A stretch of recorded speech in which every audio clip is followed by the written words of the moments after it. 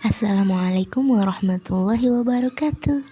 Pada pembelajaran kali ini, kita akan membahas tentang pawarta atau berita.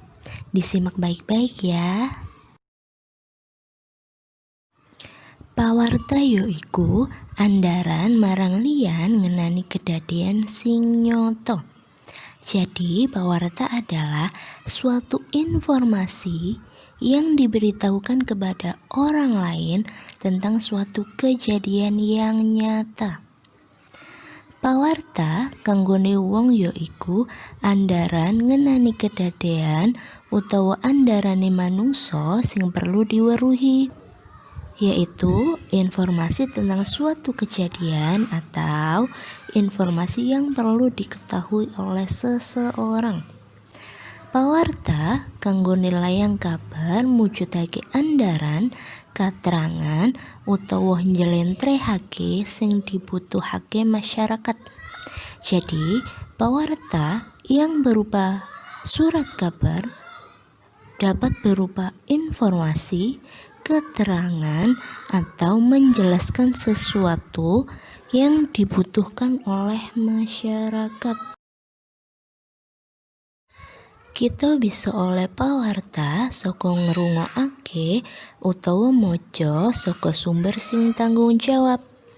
Pawarta uga bisa wujud peristiwa sing kita alami dhewe. Jadi, kita bisa memperoleh berita dari apa yang kita dengar atau apa yang kita baca berdasarkan sumber yang bertanggung jawab.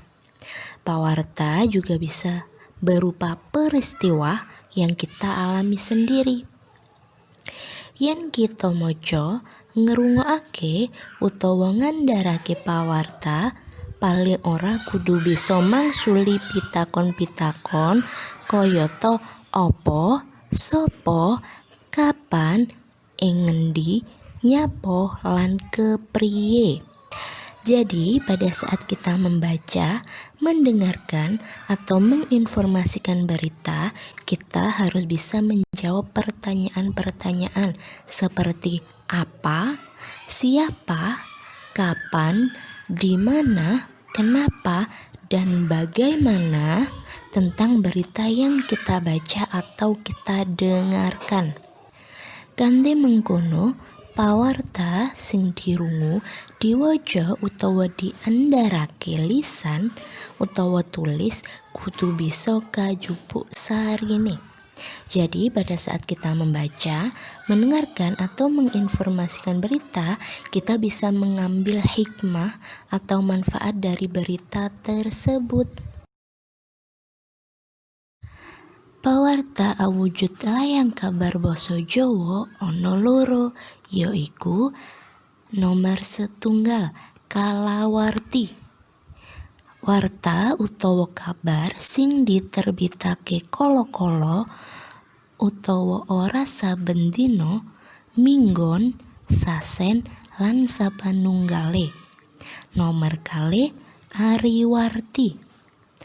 Warta utawa kabar sing diterbitake saben dina. Jadi, berita yang berupa surat kabar bahasa Jawa ada dua.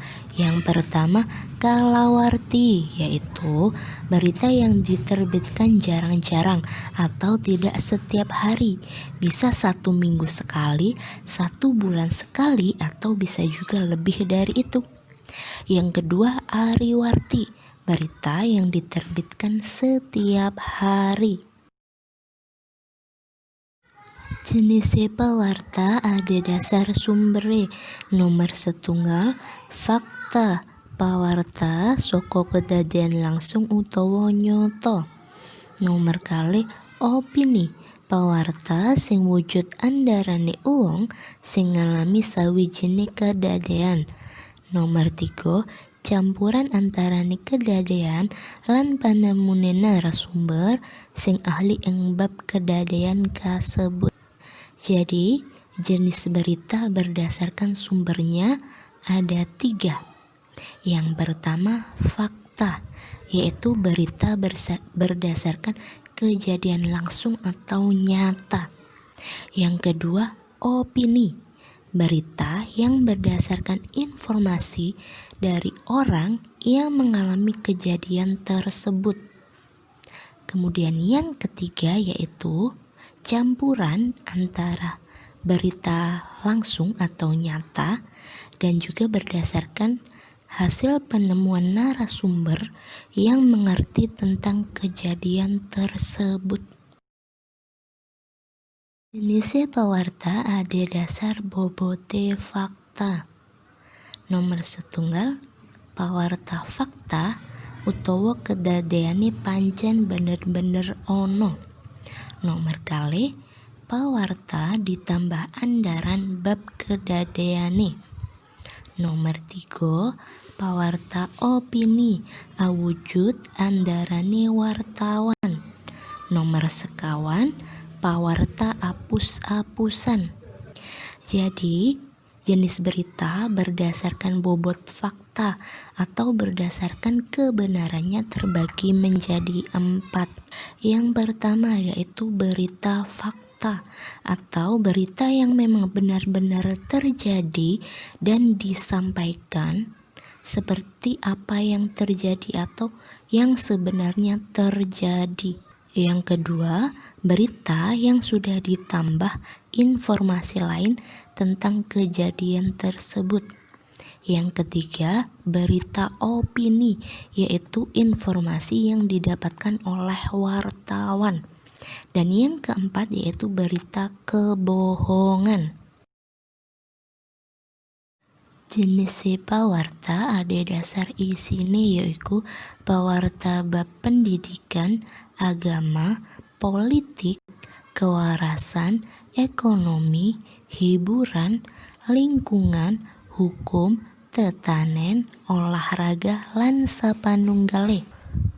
Jadi, berita berdasarkan isinya bisa berupa tentang pendidikan, tentang agama, tentang politik, tentang kesehatan, tentang ekonomi, tentang hiburan, tentang lingkungan, tentang hukum, tentang pemerintahan, tentang olahraga, dan lain sebagainya. Jenis pawarta ada dasar wilayahe. Nomor setunggal lokal, wilayah kabupaten utawa kota. Nomor kali regional, wilayah provinsi. Nomor 3, nasional, wilayah negara. Nomor sekawan, internasional, wilayah dunia. Jadi, jenis berita berdasarkan wilayahnya terbagi menjadi 4, yaitu berita lokal yang dalam lingkup kabupaten atau kota. Yang kedua, regional atau berita dalam lingkup provinsi. Nomor 3, nasional, berita yang dalam lingkup negara. Dan yang keempat yaitu internasional, berita yang mendunia. Yang selanjutnya kita akan membahas tentang paragraf. Apakah paragraf itu? Nah, disimak baik-baik ya.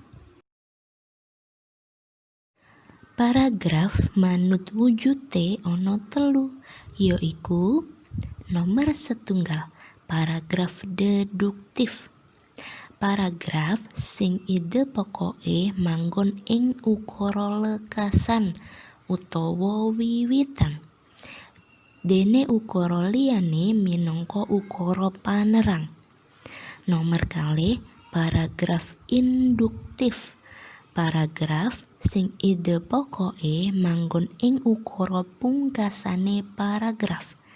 Dene ukara liyane minangka ukara panerang.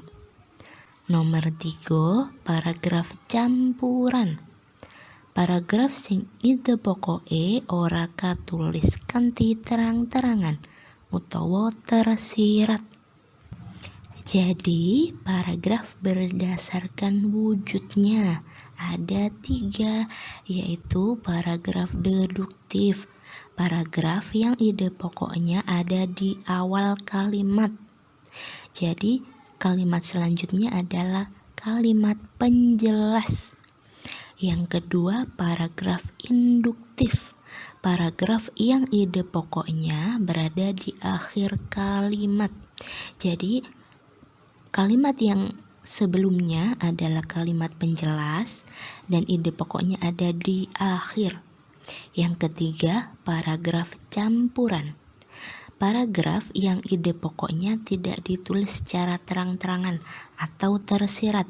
Jadi kita harus bisa mengetahui makna dari paragraf tersebut dengan membacanya secara sungguh-sungguh agar ide pokoknya bisa kita ketahui. Jejer, waseso, lesan, keterangan, atau yang dalam bahasa Indonesia disebut dengan subjek, predikat, objek, dan keterangan, adalah suatu susunan kata dalam kalimat. Jejer adalah pelaku yang melakukan pekerjaan yang biasa disebut dengan subjek. Waseso adalah aktivitas yang dilakukan yang biasanya disebut predikat. Lesan adalah sesuatu yang dikenai pekerjaan yang biasanya disebut objek. Keterangan atau keterangan, sesuatu yang berupa keterangan tempat atau waktu.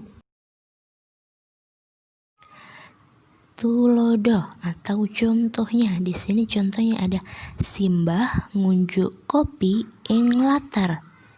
Simbah di sini kedudukannya sebagai jejer atau sebagai subjeknya, orang yang melakukan pekerjaan. Ngunjuk di sini sebagai waseso. Waseso tadi adalah aktivitas yang dilakukan. Kopi di sini kedudukannya sebagai lesan atau objek yang dikenai pekerjaan. Ing latar di sini kedudukannya sebagai keterangan, lebih tepatnya keterangan tempat. Kemudian contoh selanjutnya, Adi nitih sepeda. Adi di sini kedudukannya sebagai jejer atau sebagai subjek, orang yang melakukan pekerjaan. Nitih di sini berkedudukan sebagai waseso atau pekerjaan yang dilakukan. Sepeda di sini kedudukannya sebagai lesan atau objek yang dikenai pekerjaan. Contoh selanjutnya, Bapak Sare. Bapak kedudukannya sebagai jejer atau orang yang melakukan pekerjaan, subjeknya. Sare kedudukannya sebagai waseso atau predikat, aktivitas yang dilakukan. Semoga bermanfaat. Terima kasih. Wassalamualaikum warahmatullahi wabarakatuh.